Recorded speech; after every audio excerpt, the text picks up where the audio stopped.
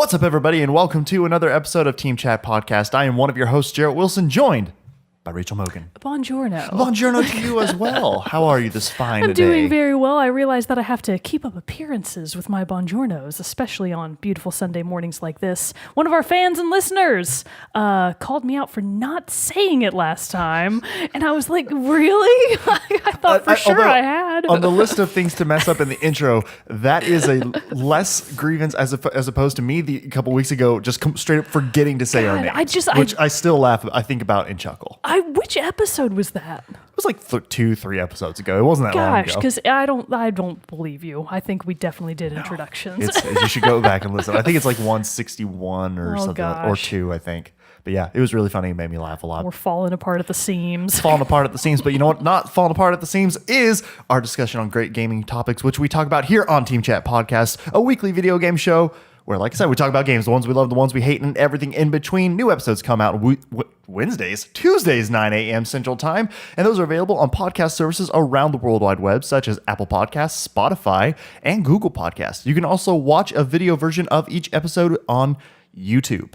You can also find us on social media, such as Facebook, Twitter, and Instagram. Join our Discord server. Links for all that are in the description below. And finally, we're a completely listener-supported show. So if you are really loving and enjoying what we're creating each and every week, head over to patreon.com, where for as little as $1 a month, you can support the show. And in return, we'll give you cool perks like getting the episodes early before their general Tuesday release and access to a private patron-only channel on our Discord, the Rogues Gallery, where we put a lot of extra little behind the scenes bits, some early previews for some special videos or even some episodes on top of all the early access and other benefits that you get as a part of being a patron. So head over to teamchatpodcast.com. Nope, patreon.com/teamchatpodcast where you can support the show. But before we get into our moment with Mogan, we do have to announce the winner of our Last of Us Part 2 vinyls. It has like the longest name. Really the official name is The Last of Us Volume 2 Original Score. So it's the soundtrack from the Left Behind DLC of The Last of Us. This was released by Mondo, and we put that out as a giveaway. We have a winner. Congratulations, Rusty2805. So we'll be contacting you, or have already contacted you, to get this fun bit of music and video game amazingness delivered directly to your door. And your ears. So hopefully you have a record player. But I assume you did because you entered the contest. But congratulations once again. Let's do our moment with Mogan with some games that are coming out soon and some other little news from the gaming world. All right, so a bunch of stuff happened this past week, which we will talk about in just a sec. But before we do, coming out as of this episode's air date on May 14th, Tuesday, we have A Plague Tale: Innocence for PS4, Xbox One, and PC. That's the one you told me about. That's like two kids like trying to escape. In the 100 Years' War, they're trying to get away from the Black Plague and all that. That sounds really cool. It looks really fun. In a very different style, but also on May 14th, we have Cetus Alpha, noted rhythm game, coming out. I was like, I don't know what that is. Coming out for the Switch. Again, that's May 14th, Cetus Alpha. Also on May 14, Rage 2 comes out. I'm very excited about Rage 2. PS4, Xbox One, and PC. I will say that I'm not even marginally interested nor excited. It looks like, I mean, everybody's seen what it looks like. It just looks like it looks just like it's going to be a crazy wild time. How you're going to be able to interact with your abilities and your gunplay and everything. It looks like it's going to be a real fun time. I'm excited. I'm happy for your happiness. Thank you. Okay. And one more on May 14th. Redout for the Switch. I have no idea what that is. Probably should. Whoops. There's so many games coming out. How do we know what they all are? And then on May 16th, I also don't know what this is, but I already love it. We have Bubsy, Paws of Fire. Ooh, okay. Like animal paws. Animal paws? Yeah, like Bubsy, Paws of Fire with an exclamation point. That comes out for PS4 Switch. How do you spell Bubsy? Bubsy, Bubsy, Paws of Fire. Oh my God. Okay. Oh God, it's scarier than I thought it would be. Anyways. All right. Okay, so this craziness comes out on May 16th. You're a cat, it looks like? Oh God, that does not look like a cat. That looks like Tails. Or a fox? Yeah, it's probably... Kind of looks like a... Oh God, weirder it's version of the hideous. Carfax fox. You're right, it does. That's what it kind of looks like. Gross. Anyways, Bubsy. Bubsy, Boss of sponsored by Fire. Carfax. Yeah. That comes out for PS4, Switch, and PC on May 16, and then coming very soon on May 17th, we have Steven Universe, Save the Light, and OKKO bundle for PS4, Xbox One, and Switch. That's May 17th. Whew. And then one more, sorry. No, wait, May's a actually, busy that's all month. of them. That's all of them. And then some news that happened in the past week that we are all hopefully we all maybe are really excited about. Perhaps me more so than you. Yeah, I would say so. We got official trailers for both Final Fantasy VII Remake and the new Monster Hunter World DLC. Really, it's more like an expansion. Monster Hunter World 2.0. Yeah, right. Iceborne. So we got That one official does look trailers really for both fun. of those. I'm more excited for that one. Even though though I've you never don't play played it. either of the games, I'm more excited. I'm very excited for Monster Hunter Iceborne. That one looks really fun. I like knowing you would absolutely like Monster Hunter World more than any Final Fantasy game. Oh you yeah, could yeah. ever No, play. I know that about myself Yes. because I have Monster Hunter World. It's just on my backlog, ready to start it. Wanted to get Anthem out of my system for a little bit first before I jump into that one. But Very excited. Now, especially with Iceborne coming out, that would be really fun. Is if we did streams or we play or you're coaching me through the beginning part of it. God, I don't think I could help you. Why? Because it'd be so terrible? No, because I also barely know what's going on. Oh, half well, the that's time. fine. Okay, then you can just heckle me and that'll be fun. Yeah, but I did, I think it was released so the release date, my bad, I almost forgot. So Monster Hunter Iceborne, it did get a formal release date. It is coming out September 6th, I believe. Okay. Yeah, 9/6. And that'll be for, I think, all major platforms, PS4, Xbox, blah, blah, blah. Now, you can get it one of two ways. A, you can buy just the Iceborne expansion for $39.99, if I'm not mistaken. It's actually kind of pricey. Or you can buy the full game plus the expansion for $59.99. So in your that's case, not bad. that's what you should do. You're actually getting the better deal. Well, technically, the Monster Hunter World was a Christmas gift, so Ooh, it was free. never mind then. You But it own was Monster from Sam, Hunter World? so technically, I still spent money on it. But I spent family money on it? family money was spent on it. But no, yeah, I have it and got it on Christmas. Have you ever played it? Not yet, because like I said, I've been as we've talked about, I'm very behind in my gaming Dude, you should in just general. sell your copy and then put that money towards the real game once it comes out on September But my 6th. copy, but here's the thing though, I can already be playing it up until September 6th. There leveling up and is a getting ready. lot of I know there's a lot bullshit of stuff that you I have gotta to get do, through. so I might as well do it so that way I can be You better kind of close start to now. ready. That's kind of in my Chop, plan. chop. See, this is what I mean. We're missing out on some potentially great content here of you heckling me on my beginning journey. There will be many heckles, and unfortunately many technical difficulties, as I will only be able to join you for some of the shit that you have to do in the early game. Oh, that's true because of the stuff that locks you out of that. I can still be on there on voice chat and be like, Jared, what's happening now? I'll just paint you a picture with my words. Paint me a picture with words. Such a BS system. Or I guess I could just join you via share play. Yeah, then you can and just instead watch. Of, and Yeah, then that might be the heckle best way to you. go. Maybe we should do it that Yeah, way. we'll figure it out. All right, we'll figure But it I think out. that'll be a lot of fun to do. Then Final Fantasy VII, the remake. What'd you think of that one? So first of all, no release date. Still as far nothing. as They I said can at the tell. end of the trailer more information in June. I think. Oh, and So at E3. Okay. Square Enix Okay. at E3. So hopefully we about will it. get a release date in June. As I have not been keeping up with the Final Fantasy VII remake news. Well, to mostly be fair, it because- dropped off the it dropped planet. off the face of the. Anyways, it's not that funny if you don't know what happens in Final Fantasy VII. But so I have no idea what they're doing with the remake, other than that it looks really, really pretty. It does look and very pretty. honestly, that's all I care about. However, I am now a little bit confused because in some of the gameplay that I saw, it looks like they have foregone the turn-based battle system in favor of real-time combat. What do they call it? Real-time fighting? Real-time combat, yeah. Real- But isn't that kind of how again, I'm slightly ignorant on this because I haven't really played the series, but I've watched my buddy Michael. He played Final Fantasy 15. Oh, no, that's And much more like that. That's what I thought. It looked Yeah. a lot like Final Fantasy 15. It does. in its battle And that style. actually is a little bit of a bummer to me because I love the turn-based Right, combat because you're all about system. bravely Yeah. default. Oh, I love that kind of stuff. So to know that that's probably not what's going to be the case in the end makes me a little bit less excited, I'm not going to lie. Because honestly, the old school JRPG combat system systems of turn-based battle. That's one of my favorite things and one of Right. my favorite ways to play. So I'll shed one single tear. One solitary tear. And then I'll try to suck it up and still play it. Nice. It'll probably still be fun. Yeah.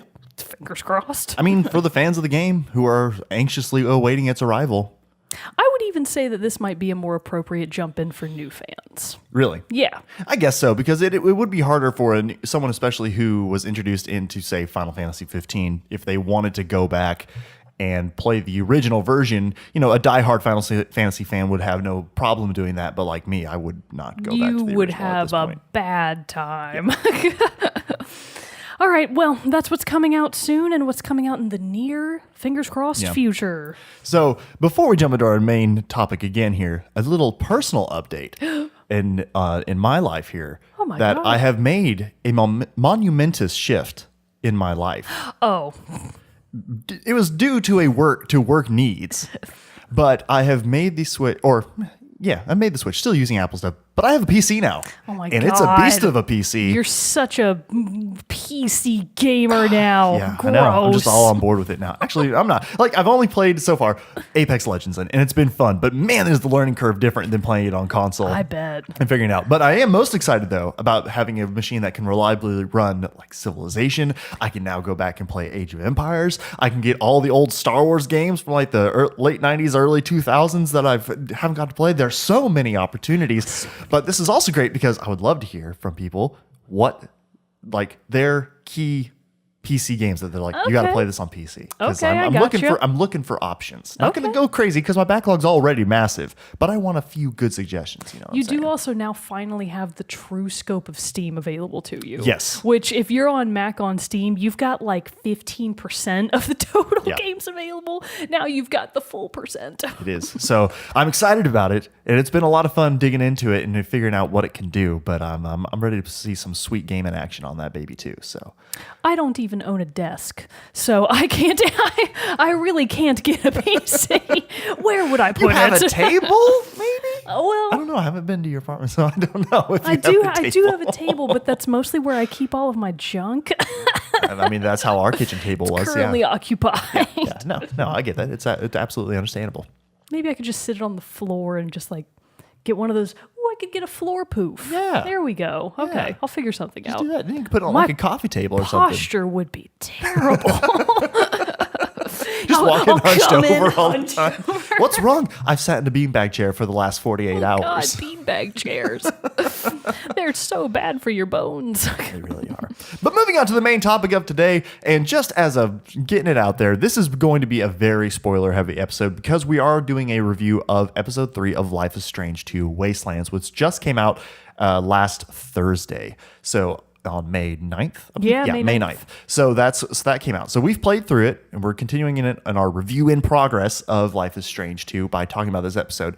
And really, because it is Life is Strange and it's a very story-heavy game, not really on the gameplay side, there's really not a whole lot we can talk about without having to start giveaway spoilers for the episode. So Exactly. if you are looking forward to playing episode 3 and you don't want spoilers, then I would say I hope you enjoy the introduction and a moment with Mogan and all that fun jazz, because Bye. there won't be much really for you until the soundtrack spotlight at the end. Well, we could start But- with a quick vague yeah, recap. we'll do some recap Yeah. stuff here, and we'll let you know before the spoilers really kick in. But this will probably have spoilers for episodes 1 and 2 a little bit in this recap. So if you there are spoilers, be warned, we're going into it now. We're just doing it. So like I said, episode 3, Wastelands. I guess overall, before we get into big specifics and everything, initial impressions, So, high level, no spoiler. first of all, I do think we should maybe do the briefest of recaps of episodes 1 and 2. Okay. Just to kind of set the scene. So, So if episode you played 1. those, spoilers. Yeah, here we go. Spoilers for episodes 1 and 2. Watch out, everybody. So you play as primarily brothers, Sean, who you mostly control, the older brother, and Daniel, the younger brother. He's about 9. Their father gets killed in a tragic accident. I mean, just an escalation of the situation by the police. Daniel's latent psychic powers come out in full force. He accidentally kills a few cops. Probably, we assume they're dead. At least the one who shot the dad. Yeah. Oh, yeah. You're right. Yeah, he definitely died. Yeah. So they have to go on the run basically because now they are wanted by the police, but they don't really know what's happening. In the beginning, they have no idea that Daniel is really the one responsible. They Because just know it knocked that, Sean out. Yeah, it knocked and Sean Daniel out too, I think. Yeah, they were both out cold. So they don't even really know that Daniel has powers until the end of episode 1, where things come to a head and they actually come out in full force and they're both conscious for it. Episode 2 sees them out in the wilderness primarily at the beginning. So they're still on the run. They're living out in the woods. It's winter in the Northwest. It's cold. Mm-hmm. Daniel gets sick. They realize that they have to go back into civilization to get him some medicine. So they track down the boys' maternal grandparents. Right. An old, pretty conservative Because their mother is couple. out of the picture. They referenced Yeah. that they talked about it. She left at some point within the last few years, and they have no contact with her, basically. Yeah, exactly. So their mom is gone, but they still know their maternal grandparents at least. So they go and stay with them for a little while on the DL. So, of course, their grandparents know that they're wanted. It's not like it's a secret, but they take them in for, like a week in the game? I think so. I Something think about they're that there for time. about a week. So they're able to have a little bit of downtime. Daniel gets better because he's able to finally get some medicine. And then people naturally, as they do, find out that these two kids who are wanted by the police are with their grandparents. Somebody snitches. What's up with that? Yeah. So, anyways, Because when you go into town to get a Christmas tree, I think, right? it's not really stated who it is that like blows the whistle on you, Right. but somebody saw you, recognized you, called the cops. Right. So one thing leads to another. The cops come to the grandparents' house. They distract them, and Sean and Daniel are able to run away yet again with the air quotes help of Chris, neighbor Chris from Marvelous Adventures of Captain Spirit. Or the I don't amazing, remember. the marvelous Miss Maisels. Yeah, I Adventures don't of know. Captain Spirit. No, It's something Captain Spirit. The demo to Life is Strange too. Yeah, so he helps them to escape. And then I think that it's, at least for me, I don't know if this was different for you, at the beginning of my 3rd episode, it is implied that Chris only got hurt, not killed. It is unknown in my entry because Chris thinks, without jumping into the old stuff, Chris thinks that he has special abilities as well because Daniel kind of makes him think that his abilities are also shared with Chris. And so Chris, when you're trying to escape from the police, Chris jumps out in front of a police car to use his abilities to move the police car out of the way or stop it, and he gets hit by the car in my playthrough. And in my playthrough, he didn't get hit. And But I have no idea. In this one that they have they're just like, I wonder if Chris is okay, but it's no confirmation. I mean, it's interesting, though, because he actually didn't really get injured in my playthrough because the cop car got thrown off the road by Daniel in the nick of time. But they still say in the recap that he got injured. And I was like, did he, though? So, okay, see that already brings up an issue that I still kind of have. That we'll circle back around to it after we've kind of gone through the spoiler recap things and we're talking about the main story of episode 3. But still, how does this one? I know we left episode 2. For those who haven't listened to that, we kind of episode 1 we were like, I like this, I'm interested. Episode 2, our kind of consensus was, what is going on? There's a whole lot of, they're bringing in so many mysteries and complexities, like with the mom. Why did we get the demo of Chris as Captain Spirit if it looks like his involvement is now done after just this chapter? So then why was he included just to bring in this more pain, I guess, of potentially him getting hurt in this story? Their dog is killed. Oh, yeah, I forgot about Mushroom. No, so it's like, this whole episode 1, we felt like set it up really well. Episode 2, we feel dropped the ball and kind of dropped the ball kind of hard. So now where are you sitting after episode 3? In the exact same place. Still think you dropped the ball. I don't want to rag on it too hard because, it's not done yet. It's not done. It could turn around. It could make a massive turnaround, but I don't know. Like, after finishing episode 3, again, I did finish it more or less in one day. Not in one go because I kept taking breaks to go do some gardening outdoors. Ooh, how fun. So it really did feel to me like cool. To a lesser extent than episode 2, it still felt like quite a chore to get through it. I will say that I think I enjoyed episode 3 more than episode 2. It was at least a little bit less boring overall. I think it did a much better job of character development. Yeah. Both for Sean and Daniel, and also it did seem to pay a lot of really nice attention to the outside characters. Yes. Because the setting of episode 3 is that now that they've had to go on the run from their grandparents' house, Sean and Daniel have hooked up with a nice ragtag group of homeless hippies, and they have basically tagged along with them to what I think it's a pot farm in California. Yeah, probably Northern Northern California. California. So they are basically de facto part of this hippie family that lives in the woods in like quite a tent camp. They definitely are homeless, but they work on a pot farm for these guys. Meryl is the Big Joe. Yeah, Meryl and Big Joe. So basically all they do is, trim buds. Buds. I couldn't think of the word. I wanted to say bulbs, and I was like, I don't think that's right. That's tulip bulbs. Oh, yeah. Anyways, they trim buds or work in the actual little fields, work on the property. Yeah, Apparently just whatever I guess Meryl needs them to odd do. Job. So they are getting paid for this, and they do, of course, have some sort of community support. They've got like a generator out at their little tent camp, so they've at least got some sort of power. They've got food. So in comparison to their first situation in the woods, in the cabin that had no power, no heat, blah, blah, blah, and they were totally alone, they are arguably better off. And the people that they're with are primarily Finn and Cassidy. Those are the two main side characters that play a big role in this episode. Right. Both of whom are your stereotypical pothead hippies. But you met them also in the end of episode 2 You when did. you went into the Christmas market at the town Beaver Creek. Yeah, I think it's Beaver Creek. Which, is that a nod to Halo? That'd be really funny if that's a nod to Halo, because there's a multiplayer map in Halo 2, Beaver Creek, and it's a really good one. Strongly doubted. I don't know, though, because if you... Don't nod is French. I don't know, though, because if you'll notice, French though... don't play Halo. when it first opens the scene... I don't know, I think it could be a nod, because when it first opens the scene, when Sean wakes up in the tent, in their campground, and he sits up, his shirt is that one of a picture of Ryan Gosling wearing a shirt that has a picture of Macaulay Culkin on it, because there's this like thing that Ryan Gosling and Macaulay Culkin did where What one does of them... that have to do with Halo?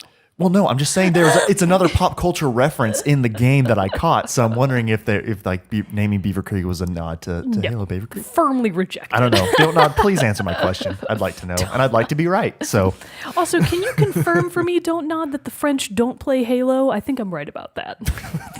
just the whole country The whole just says country, no. they just don't do it. They're like, no, thank you. Well, Yeah. Anyways, so the point is, they are new besties with their hippie friends. They've been in this camp working on this farm for about 2 months since the last episode left off. And that's where we're at. yes.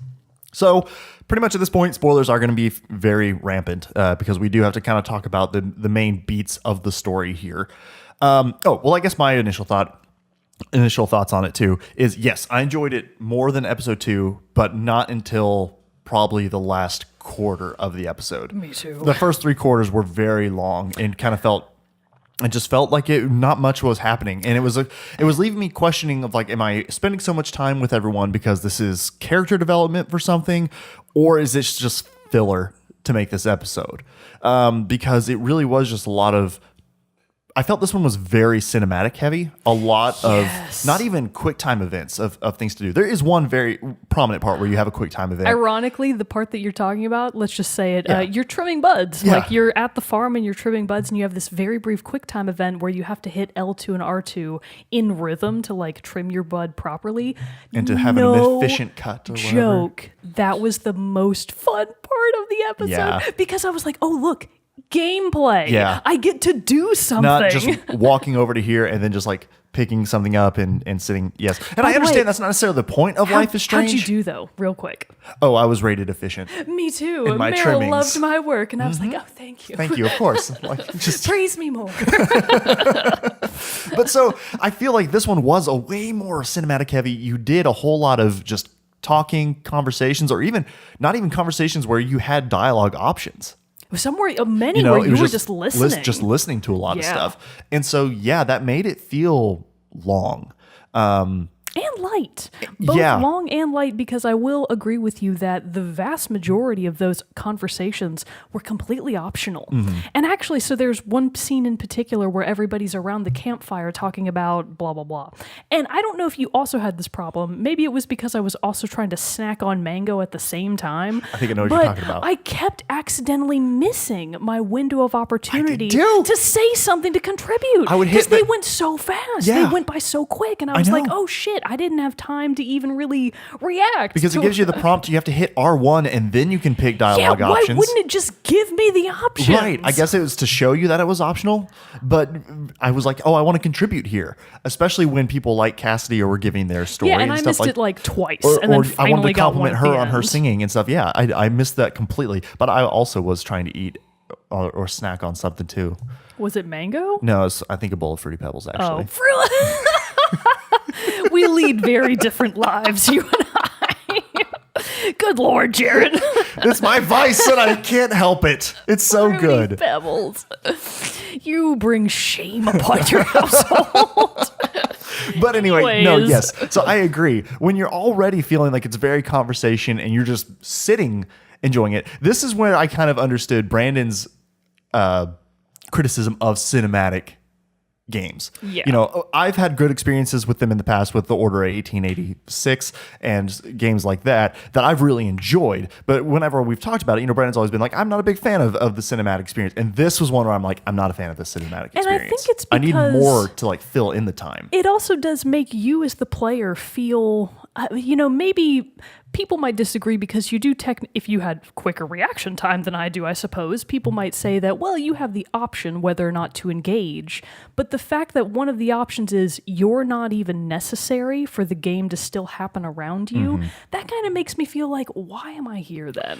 Like, why am I having to sit through this completely optional scene where I'm actually not really needed? I say that with a grain of salt because I did actually enjoy that scene. I liked it. But I did go away from it feeling like, man, I could have pushed literally nothing the whole time and still come out with the same options at the end of it. I feel like you really could have blazed through this whole episode if you did just like the straight tasks and none of the optional stuff. I feel like you would have gone through it really fast. AF. But that's kind of, I think, at the core. Okay, so I want to circle back around to this about the feeling like the like you don't matter. I want to circle back around to that at the end. So help me remember to jump back to that.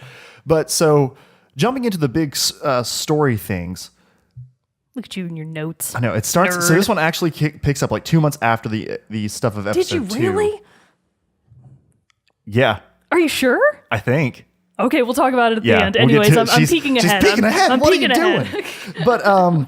But anyway, so, you know, with how my story is anyway, Daniel and Sean are very at odds and like kind of fighting with each other a lot because Daniel is very upset with Sean for what happened to Chris and always feeling that Sean is trying to limit his abilities when Daniel wants to figure out how to grow them and train them and everything. And now Daniel's being upset that he's not getting as much time with Sean because now Sean's hanging out a lot with Cassidy and other of the campers at this site, and Daniel's been spending a lot of time with Finn, and Finn's been showing him some things, which is making Sean a little jealous. So there's like all this stuff going on. It's all these really. Now I do think that it's a very more realistic portrayal of siblinghood. Oh, I agree. Especially when there's that kind of age gap, because when you're the older sibling, you do definitely want your younger sibling to look up to you, even if you spend all day, every day shitting on them. It's like, I am your superior and you are supposed to look up to me. And as long as you understand that, we'll be cool. So I feel like I do totally understand how Sean would start to feel a little bit jealous when it does seem like Daniel has found a new older brother figure in Finn. Right. Excuse me. And the same goes for Daniel. You know, he sees Sean interacting. He's the only kid. Daniel is the only child in the setting, so he probably does feel very lonely. So, you know, when Sean is having to go off and actually work during the day, and then at night he hangs out with his friends, you know, if he's not getting a lot of sibling interaction, he totally would feel isolated and angry. So it's a really nice display of sort of how things can easily start to spiral out of control just due to like missing each other, just missing the types of connections that you should be able to have if you're in a more stable environment. Right. And remember that the episode started off actually 3 months before the events in Seattle that kicked off the whole game. And there was this interaction with Daniel and Sean and their dad where Daniel was sneaking into Sean's room to get a watch that he really wanted. I forgot about that. And so that kind of comes back later because then Sean notices in their tent that Daniel's not wearing it. And then one of the first actual major decision point where it freezes the game and makes you choose between these two big options is if you mention to Daniel later that you noticed him not wearing the watch or not. Which one did you go with? So I picked that I was going to mention it. Okay. And I think that actually it's another good weave in is that what Daniel is wearing on his wrist in place of the watch is a bracelet that Finn gave to him. So it's like a real stick in the ribs. Like, not only am I not wearing the watch you gave to me, I'm wearing this cool thing that this new big brother gave to me. Right. So F you. Right. I chose to say nothing. Really? What happened? Well, because I just felt like Daniel's already resisting me a lot. Gotcha. And I feel like me being like, why aren't you wearing my gift is just going to like escalate things. And so I felt it was me, especially from how I felt like the scene with their dad earlier was kind of like, hey, you need to be the adult in this situation. And it kind of made me feel like that's what I should be doing is kind of taking the high road even when, because of how they are. I will say this about it in praise is that I do feel like the game is very good at kind of like showing you and crafting how these characters should be through your decisions. And so I felt like in this episode, especially, past conversations or scenes like that really did influence my decision making and dialogue options more than in the previous two episodes.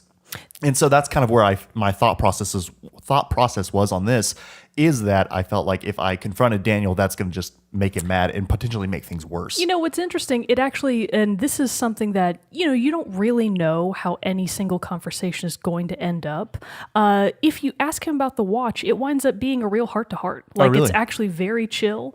And it's hard to tell with Sean because sometimes I feel like his voice interactions are wildly off base of what you thought. From the choice of what... Yes, I know. Yeah, you're like, I think he's going to be cool about this. And then he's like a dick. And you're like, oh my God, that's not what I meant. Yeah. But if you ask Daniel about the watch, he's like, hey, I noticed you're not wearing that watch I gave you. Like, it was very much just like, what's going on, buddy? Mm-hmm. And it just winds up being a nice little heart-to-heart. So I can see your hesitation, though, because I feel like with Sean and Daniel both, you're like, oh, man. It just feels better to just stick with it. And so, I gotcha. But so they go along, they do wind up eventually training Daniel's powers for a little bit. And then there was a big moment here where they kind of have a tiff again. Like that's kind of how I felt like most of their interactions went with this episode, is that it would start off nice and then like somebody would say something and then that just sets the other off. Just short fuses right and left. Right. But then also that's, again, like what you were saying, very, stereotypical like siblings. You think you're choosing the most benign option and then it winds up way not what you thought. And you're like, well,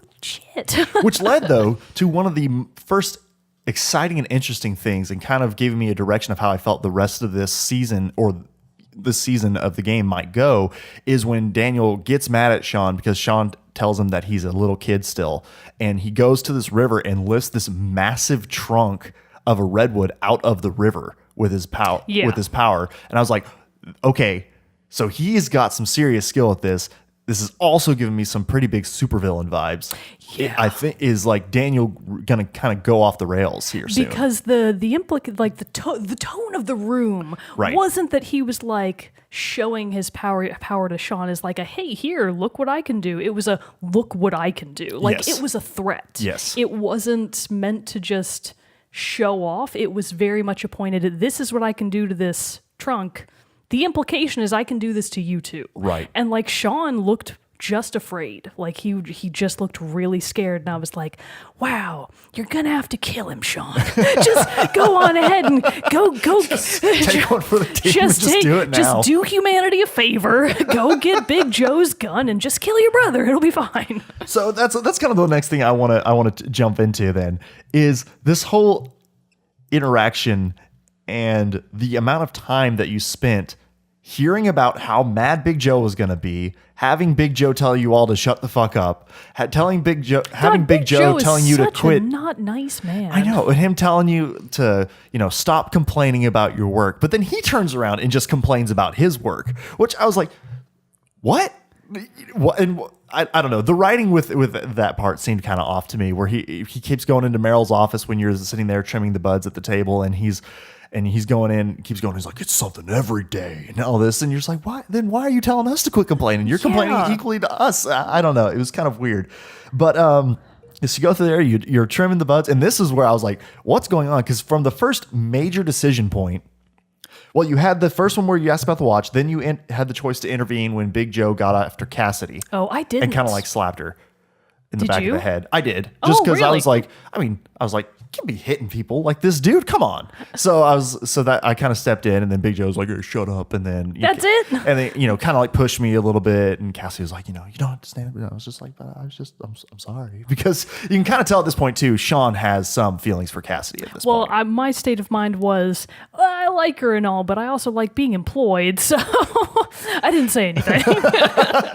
But then I feel like then the time from that last decision of intervening between Big Joe and Cassidy to your next one was a big chunk of time. I don't even remember what the next big decision was, TBH. The next one was like 2 days or something later, where the group is trying to get Sean to stay up late and get a new haircut, a hippie haircut and all that stuff. And Daniel's like, but I want to go to bed. And he's like, are you ready to come to bed too, Sean? And I chose to go with him because I was like, he wants brother time. I need to be put what I'm wanting to do as the big brother. I need to put that aside to take care of my little brother. I actually just didn't want a haircut. Well, yeah, because all the haircuts those people had were terrible. Yeah, they were terrible. And also, I like Sean's long hair. I was Right. like, no, leave it long. He doesn't need a haircut. I know. I did like that too. And a nice change because if his hair stayed the same length the whole time they're out on the road, that would be what's so up with this? But now, unrealistic. it's a little longer and a little unrulier and moppy. But another thing though that kind of stood out to me, and again made me be like, what's going on? What is the final story that we're pushing for here? Is when they're interacting at the pot farm, they keep seeing posters again for missing people. Yeah, like, there's a lot what's of missing this story? people now all over the place. So now we have these mysteries. Well, one was answered in episode 2 in that Chris from Captain Spirit doesn't actually have powers. Right. And that was Daniel projecting at the end of the Right. demo. So that's been answered. We don't know what's up with the mom. Do you mean Chris's mom? Both. Yeah, Chris's both. mom and... Like, I really wonder, are they ever going to come back around to Chris's mom? How would they? Because it's implied that her death by accident, air quotes, was not an accident. And it's like, okay, are you going to come back to that? Right. What's going on there? Because we're not to assume that these are related, that whatever happened to Chris's mom in this Beaver Creek town later is then connected to this pot farm in Northern California, because that's in Oregon to California. Like, I don't think they're connected or anything like that. But so still we're sitting here. So we've got what's up with Chris's mom. Why did they introduce that and make it as mystery in the demo of Captain Spirit if they're just going to drop it? We're still the mystery of what happened with with Sean and Daniel's mom, which I assume will be answered, because that's what the game is kind of leaning towards. That one I'm sure will be answered. But now we have these missing people also. And then we still just have, where did Daniel get his ability? What's the point of him having his ability? And how's that going to all culminate and come together? So there's still just like, I don't see how all these threads are going to intertwine in 2 more episodes. Yeah, I will say that I think probably one of my biggest overarching problems with the game so far is that Daniel's power both feels like it obviously is the crux of the game, but oftentimes it feels kind of negligible, because there are many instances in the game where him having an ability makes no difference at all. Right. Whereas with, the original Life is Strange, not Sam. What is her name? Max. Max. I knew it was a boy name. Max's ability and your ability to actively use it was the key component of the game, and it kept you feeling very engaged all the time. Right. And I feel like part of the problem is that by you being Sean and not Daniel, i.e. not the person with the ability, it makes it feel farther away. That like you don't really have this huge investment in being able to use it as a gameplay mechanic. It's just sort of there, and it's something you have to deal with, Right. but not work with per se. Yeah, because when you activate his ability by telling telling him to do something with it, Daniel still does it. It's not like you then control Daniel doing the thing. You don't. And it just, it's both good and bad. I think that it's an interesting risk that Don't Nod took to be like, oh, we're going to have this cool power thing, but it's not going to be your power. So I can't really condemn them for trying something new. Again, we don't know how it's going to end. Yeah, we don't know how it's going to end, but also it just it makes me feel that much less invested in Daniel's power as the story plot point. Right. The other thing is that I still have no idea, even a little, what the point of what I think the end game will be. Mm-hmm. Because with Life is Strange 1, from the very first episode, even though it was a bit slow at the end of the first episode, I was like, okay, I already see that there are some pieces in motion for a broader conspiracy, we'll call it, or just for a broader story in general. With Life is Strange 2, I don't really know where the story is going. I don't either. Or how it's going to end. Like, that could be anything right now. And I have no freaking clue where Sean and Daniel are going to ultimately end up. And by extension, I don't really know what I want or expect from the game, and it's not exactly a good thing, at least for me. I just feel, ironically, in fact, maybe they achieved their purpose. When you finish episode 3, you get the trophy for Adrift. And I will say that I feel very adrift at the end of episode 3. Maybe they're doing exactly what they want to us. Maybe they're accomplishing all of their goals, and you're just supposed to feel very not connected to anything. And if that's the goal, then mission accomplished. But from a gamer's perspective, it doesn't really feel fun, which I think is not necessarily a good thing.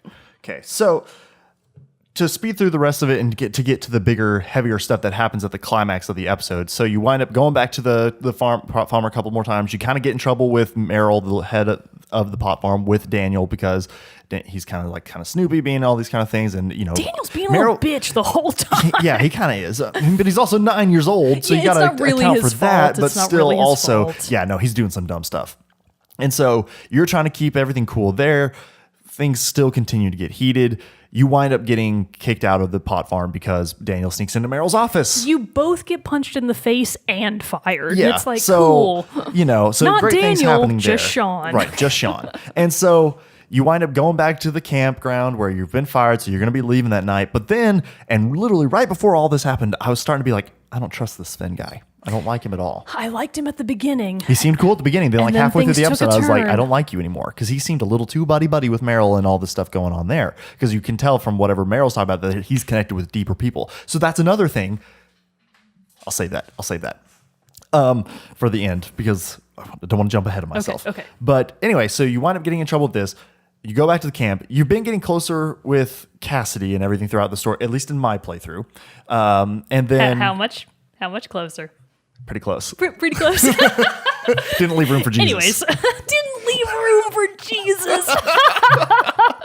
Amazing. But anyway, so that wound up happening. But anyway, Finn comes up with this plan to use Daniel to break into Meryl's safe so that Sean and Daniel would have money to get to Mexico. Oh, because in the course of Daniel breaking into Meryl's office, and when Sean was getting attacked by Big Joe, because I took the fall as Sean to protect Daniel. Me too. And Daniel used his power to throw an ashtray and hit Big Sean. Finn and Cassidy. Wait, Big Sean. I'm getting my names confused. When Big Joe was attacking Daniel after he broke into Meryl's office, Daniel used his ability, hit Big Joe in the head with an ashtray. Sean took the blame. But that showed off his ability. And Finn and Cassidy were both there, and they both saw what happened. Actually, Jacob was there too. Yes. It was Finn, Cassidy, and Jacob. So there were 3 witnesses. Yes. The only one that didn't actually see what happened was Big Joe, which is why you get punched in the face as Sean. Right. So anyway, now that they know of this ability and this power, Finn gets the gears in his mind cranking, and he wants to go get this safe using Daniel. I, as Sean, say no. I did too. I was like, hell no. That's my little brother. And then when he brought it up to me again later, I said no. Me too. I was like, fuck you, no. Exactly. And so then you wind up having your fun time with Cassidy, at least in my playthrough. You go on a nice midnight skinny dip, which then leads to a rendezvous in her tent. A rendezvous. I I will say that entire scene I actually did really like for a couple of reasons. I did like it too. Reason number one, and this was shown 2 times, Life is Strange 2 knows how to portray realistic boobs. And I was like, good for you, finally, some actual real boobs. Yep. So kudos to them for actually portraying what I would consider to be the closest thing to realistic bodies that I have ever seen in, well, not ever seen, but that I've seen in some of the more modern video games. Right. And B, it showed a really nice side to Sean, because in all of his dealings with Daniel, he is always having to take the hard line of being the responsible older brother. Yes. Even when he doesn't necessarily do that super well, he is always basically having to be the bad guy, except for a few rare instances where he gets to just like do chores with Daniel and that kind of stuff. So this gave him, I feel like, a really nice bit of character development of showing that he's also still a kid. There are all these experiences that he also hasn't had, and he's also missing human connection. And I felt like that was really nice character development for him. I did too. I also like Cassidy. I think she's great. Yeah, I thought she was cool too. She was a little annoying at first because I don't know. She just kind of was at first for me. I didn't click with her much. But then as the episode, I think because her accent's not that great. It seems like a very forced Southern accent. It is, yeah. And so that was kind of annoying to me. As some people do sound like. Sometimes it really do be like that, Jared. I know it is, but you know, hey, it's. But anyway, but no, she grew on me as well. And then I did just annoying, which is actually true. Yeah, not everybody can be peaches and cream. Fair enough. But anyway, so I did enjoy that scene too. It did really feel like some very good writing, very good storytelling in the moment of the episode. But then also, while all this was going on, because they were having this party for you guys, since you were going to be your last night there, you were fired and all that stuff. And so though I did have the thought though, I was like halfway through that scene, and as I got to the part where Cassidy invited you into her tent, I was like, wait, Daniel's not here. I haven't seen Daniel in a while, and I'm completely ignoring him. From everything this game has been telling me up until this point about how I need to be taking care of Daniel and watching Daniel, some shit is going to go down, and I'm not happy about it. And what happens? Exactly what I thought. We get out of the tent, and Hannah comes over. Another one of the campers comes over and is like, hey, have you guys seen Finn? And they're like, no, but we haven't. And he's like, oh, well, he was with Daniel or something like that. And you're like, oh, well, what the hell? Shit. You know, Finn used manipulated Daniel into going with him. So you chase him back to Meryl's office / house at the pot farm, and you try to break in. And so how did this interaction roll down for you? So, of course, we both rejected Finn's offer to jointly break into the house together. Right, because he does it again. Yeah, so I think that we probably had a very similar experience. So when you as Sean and Cassidy, because she's helping you. So I will say... quick, this is very much, if you want to know exactly how this episode ends, final spoilers for this part. Don't listen, yeah. So I will say that I really appreciated the character of Cassidy more so than everyone else for one key reason. She is one of the few people in the entire game that isn't actively antagonizing you at every turn. Right. Because even Finn, to a certain extent, you still have like a lot of grift with him because you're kind of jealous of him, but also you're like buddies with him. Everyone in that game is just a huge dick to Sean and Daniel all the time, except Cassidy. Right. Like, even though Daniel doesn't like Cassidy likes Daniel. And she like genuinely wants the best for them, which is why I think that in this episode I did get a real appreciation for her character, because I was like, you're the only one that doesn't want to kill me all the time. Right. And she was even accepting and nice towards Sean when some of your dialogue options for him were very awkward and or cringy. Yeah. And she was still just kind of like, hey, you know, like... Quick question. Yeah. Did you let her give you a tattoo? Yes. Me too. Did you get the wolf? I did. Stereotypical gamer bro. And with their story, it's all about them being wolves. I let her pick. I was like, you can pick. You're my girlfriend now. But as one who has multiple tattoos, I also was like, oh, this is not sanitary at all. No, it wasn't. Getting a tattoo, the poke style. I don't know what it's officially called, but like using the poke style of tattoo. She had like a little blade attached to the end of a pen, and she was like, pa, pa, pa. And I was like, oh my God, stop. And then I went with it because of how the story was going, and I was like, this surely is not going to become a thing. They didn't clean his skin beforehand. She just wrapped it up, and then they immediately jump in some nasty mountain river. Yeah, and I was like, oh my God. Your arm is going to rot off, He's going to get an infection, and in episode 4, his arm is going to have to be amputated. Yeah, I know. Daniel's going to have to do the amputation. Right? But no, I was like, what is happening here? Anyways, so that's neither here nor not there. safe. But the point is that Cassidy actively helps Sean go and get Finn and Daniel. So she's there the whole time.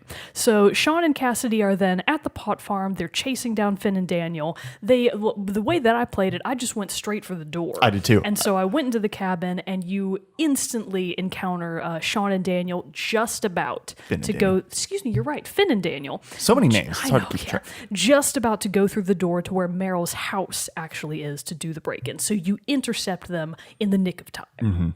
And so at this point, how it went down for me is just shit went south. Oh, it went bad. It went real bad. Basically, instantly. You wind up pissing off Daniel again because you're trying to talk them out of this. You know, Finn's really pushing like, hey, but you can use this money to get to Mexico and all this stuff, which Daniel's like, let's do it. Let's do it. He's not even looking. He doesn't understand. You do get a third You get a third choice. option to join him again. And Yeah, again, I was like, no, we're not doing this. You get a third try from Finn to join him yet again, and I still refused as well. I was just like, I'm not doing that. That's a terrible example for my bro. So things go poorly for me to the extent that Daniel puts all of his like rage and blame onto Cassidy, and he attacks her. Oh. So in my playthrough, some dialogue option I did was clearly the wrong one because Daniel gets so mad at Sean, and he then turns to Cassidy and he's like, it's all her fault. All you do is spend time with her. And he uses his power to like Darth Vader style lift her off the ground and like injure her. Oh, wow. And then he like slams her down.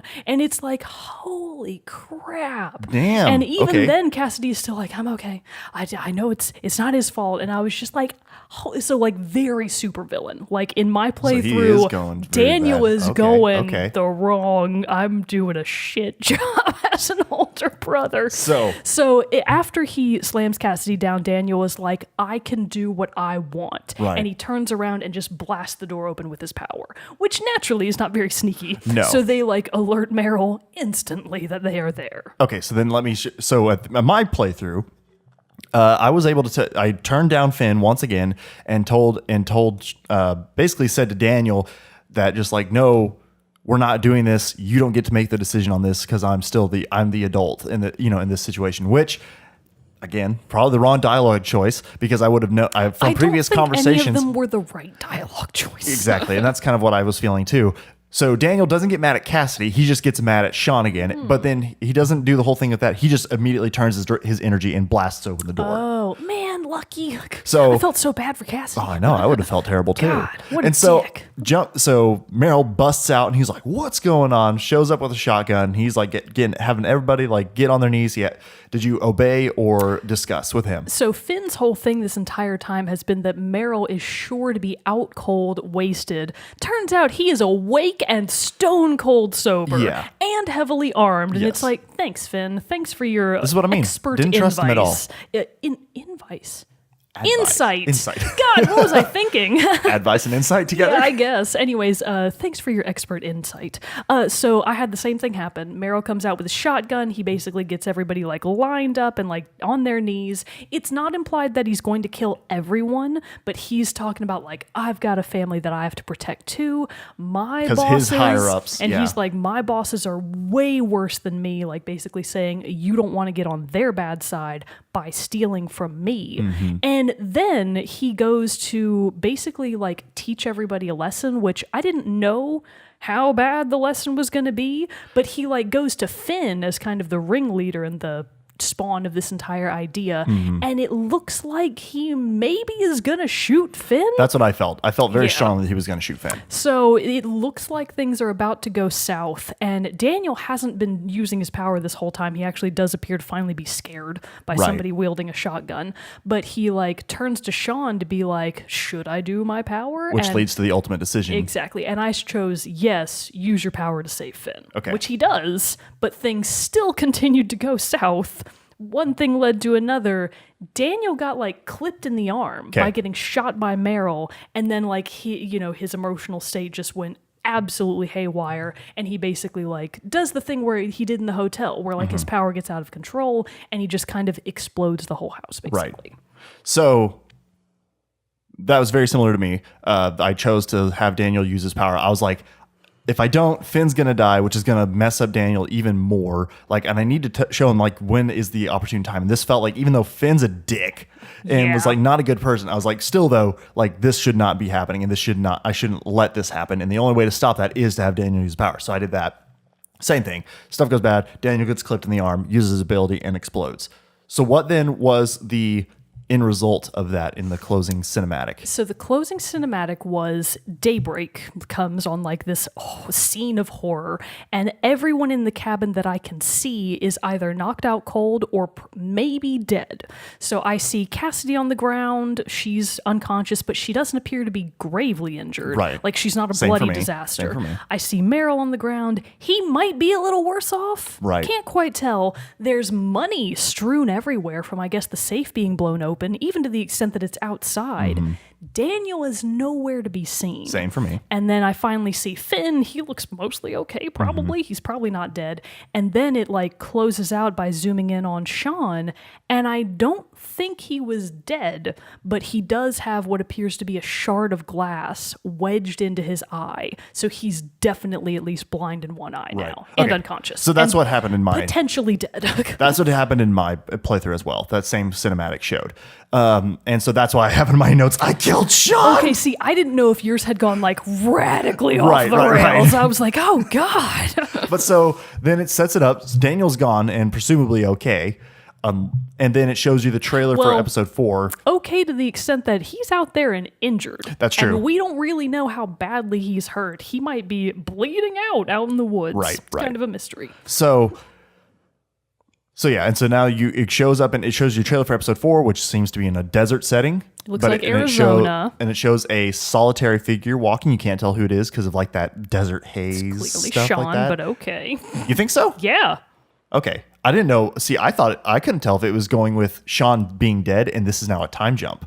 Oh no, Because I think you got to it's think Sean. about because that's what I was thinking, and I was like, okay, this could be interesting. Because from my assumption, ending the game and thinking that Sean is dead, because yes, I understand you can still get a piece of glass in your eye and be okay, but I mean, it looked pretty gnarly. So going with that assumption, then that seems would be an interesting turn. Although I would be like, why are you throwing more tragedy on this poor kid for this in this story? That kid being Daniel. But also then, what if this does like take a time jump? Daniel has to be in hiding for like a few years. He can't as a 9-year-old easily get down to Mexico or Arizona where they think their mother is very easily by himself. So it takes him a lot of time. He either falls in with some other group or gets taken in. And so there's this massive. So I was thinking, what if this is this big time jump? Oh no. To where you're now only the remaining episodes, you will only be Daniel. But I think at this point, though, too, which I was like, that would be interesting, but it would also kind of betray this whole setup of the game where it has been the two brothers and their interaction. So I guess that isn't necessarily that plausible of it happening. I didn't think that was the case at all. What it looked like to me is because Daniel was nowhere to be seen, my thinking is he's trying to now get to Arizona on his own. Like, I think that Daniel has more or less abandoned Sean, either out of like a mix of guilt, hatred, probably to a certain extent, wanting to find his mom and not wanting to go to Mexico, because this entire time, Daniel has avidly been like, we have this letter from our mom who's in Arizona. We need to go find her. Daniel doesn't seem to remember his mother at all. Right. So from his perspective, he just wants to find his mom. From Sean's perspective, he's like, hell no, she abandoned us. We are not doing that. Which I will say, probably not the best choice. Right. You probably should probably go to your mom. You should go to her, even if she betrayed you in the past. But so my thinking is Daniel has abandoned Sean, and Sean, not knowing where Daniel is probably going to Arizona to try and find him because he's thinking he'll go to our mom. Yeah. That's what I think is happening. So and that sounds a lot better than my idea. I agree think that with they're you on probably that one. separated, but that they're probably both going to wind up in Arizona in episode 4 looking for their mother. So then, though, that does make me excited, though, still. Because if they're separated, that means you will have to play as Daniel at some point.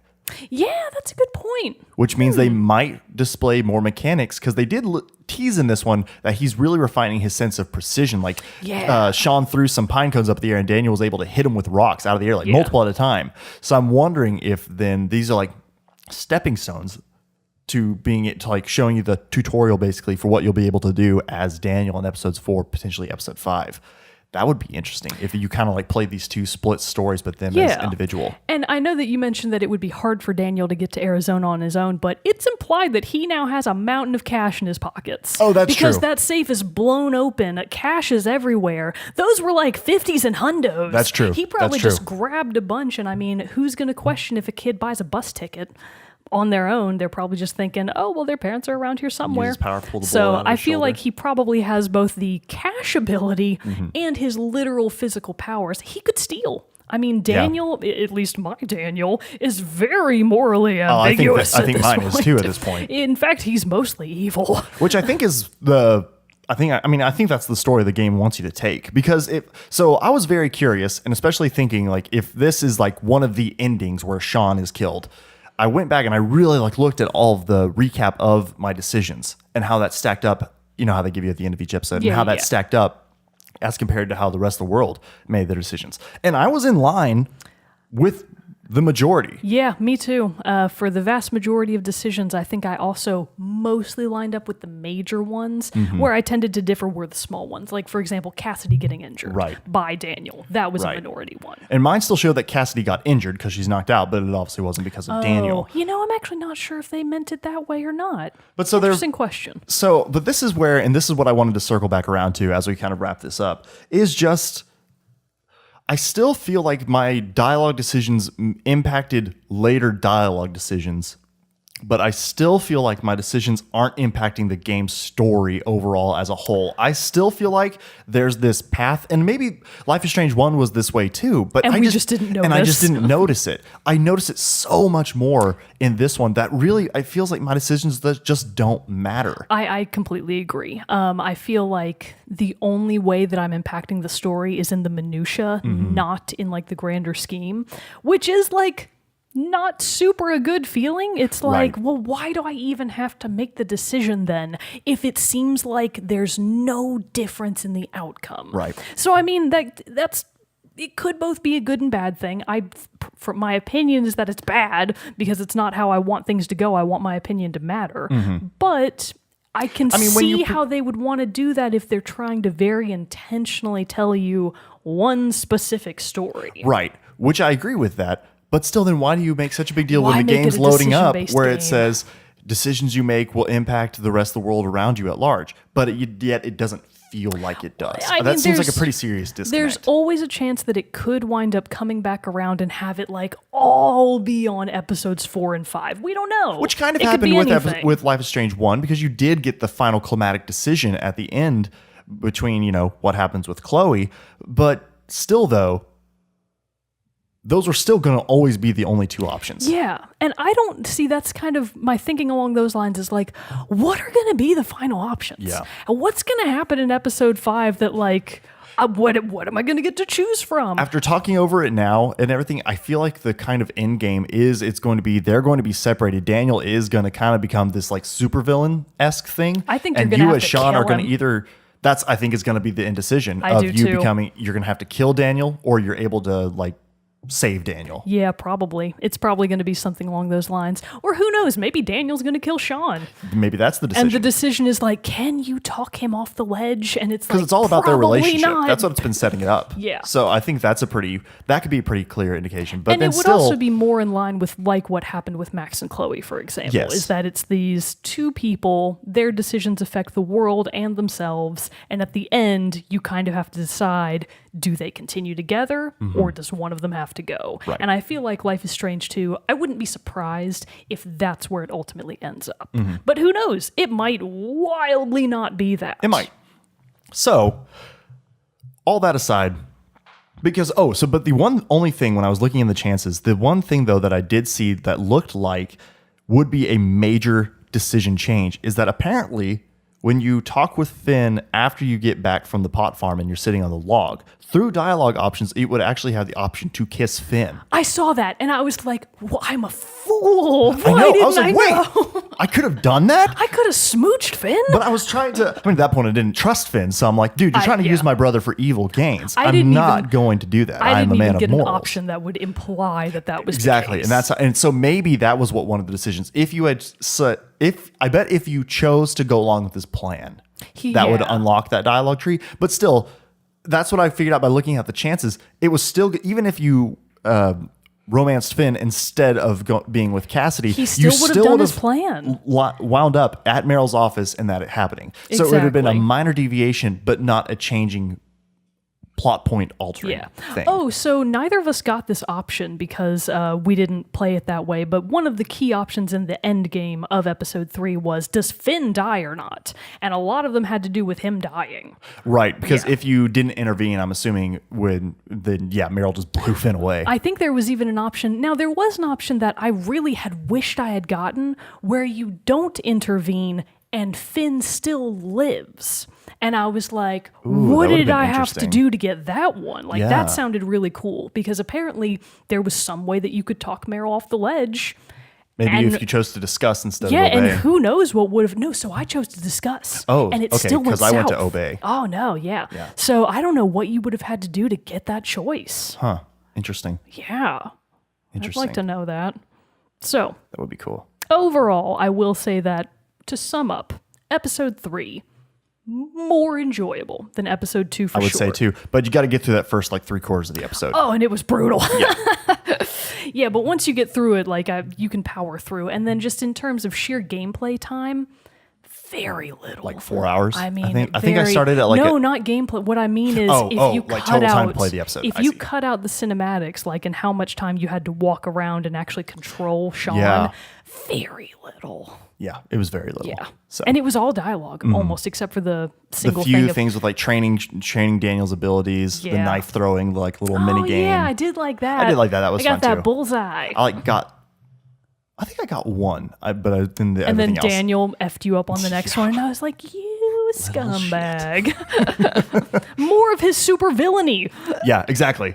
So he's just out to watch the world burn. Yeah. So is what it looks like. In our playthroughs, at least. Exactly. Who knows? Everybody else could be. If you're having a completely opposite playthrough of us, I would love to know. Because Tell that was us the if fun your thing Daniel is as evil. Right, because that was the fun thing when we did our playthrough of Life is Strange 1 that we had at the end of episode 2. Our episode 2 endings were wildly different.